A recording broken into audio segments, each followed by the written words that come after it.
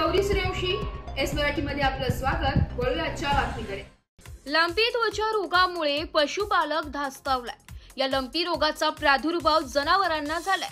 या आजाराबाबत परत एकदा बळीराजा अनभिज्ञ असून तो भयभीत झालाय। सर्वत्र या आजाराचा गोंगाट सुरू असल्याने लंपी स्किन म्हणजे काय रे भाऊ असा बळीराजा विचारू लागलाय।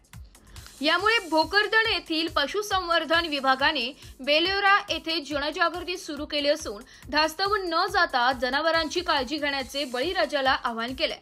लंपी त्वचा रोग हा गोवंश वर्गातील जनावरांना होणारा विषाणूजन्य त्वचा रोग आहे। हा रोग कीटकांपासून पसरणारा संसर्गजन्य आजार असला तरी पशुधन दगावण्याचे प्रमाण अत्यल्प आहे।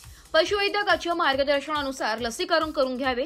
तत्काळ नजीकच्या पशुवैद्यकीय दवाखान्याशी संपर्क साधून उपचार करून घ्यावेत।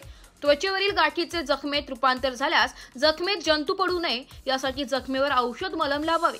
हे मार्गदर्शन पशुसंवर्धन विभाग यावेळी करत, त्याचबरोबर या विभागाच्या वतीने सोडियम हायपोक्लोराइड हे वाटप करण्यात आले।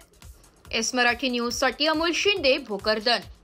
अशाच नवीन ताज्या घडामोडी जाणून घेण्यासाठी आमच्या एस मराठी न्यूज चॅनलला लाईक करा, शेअर करा, सबस्क्राइब करा आणि बेल आयकॉनला क्लिक करायला विसरू नका।